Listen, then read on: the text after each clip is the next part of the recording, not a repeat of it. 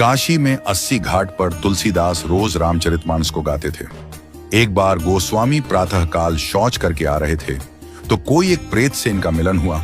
उस प्रेत ने प्रसन्न होकर गोस्वामी जी से कहा कि मैं आपको कुछ देना चाहता हूं।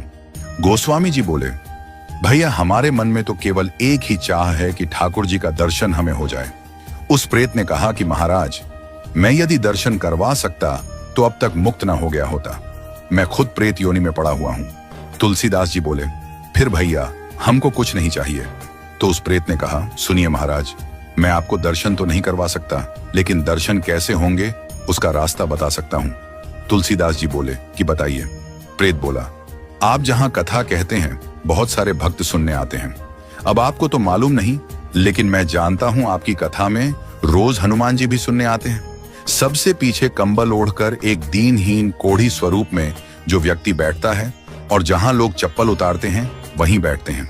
उनके पैर पकड़ लेना वह हनुमान जी ही हैं। गोस्वामी जी बड़े खुश हुए।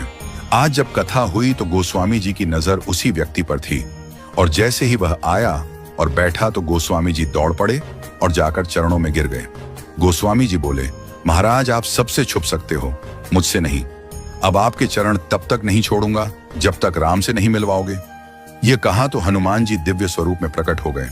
तुलसीदास जी बोले, कृपा करके राम से मिलवा दो, अब और कोई अभिलाषा नहीं है। हनुमान जी बोले कि आपको राम जी जरूर मिलेंगे, लेकिन आपको चित्रकूट चलना होगा। गोस्वामी जी चित्रकूट गए, मंदाकिनी में स्नान किया, कामदगिरी की परिक्रमा की, खोज रहे हैं कि प्रभु कहां मिलेंगे। सामने से दो राजकुमार घोड़े पर आए, एक गौर वर्ण और एक श्याम वर्ण। उन्होंने रास्ता पूछा तो तुलसीदास जी ने बताया और वो चले गए। फिर हनुमान जी प्रकट हुए और बोले, अभी जो राजकुमार घोड़े पर थे वही तो राम और लक्ष्मण थे। आपसे ही तो रास्ता पूछा और आपने नहीं पहचाना। ये चूक हम सब करते हैं। न जाने कितनी बार भगवान सामने आए हों और हम पहचान नहीं पाए हों। सबका आदर करो, क्योंकि न जाने किस रूप में नारायण मिल जाएं। गोस्वामी जी बोले, हनुमान जी आज बहुत बड़ी गलती हो गई, कृपा करवाइए फिर मिलन हो। हनुमान जी बोले, धैर्य रखो फिर मिलेंगे।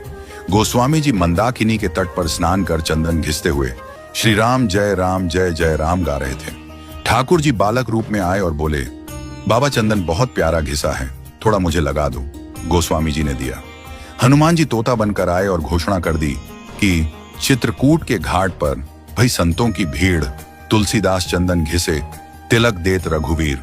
तुलसीदास जी के कानों में यह वाणी पड़ी तो चरणों में गिर पड़े। ठाकुर जी बोले, अब नहीं छोड़ूंगा। प्रभु दिव्य रूप में प्रकट हुए और अंतर्ध्यान हो गए। वह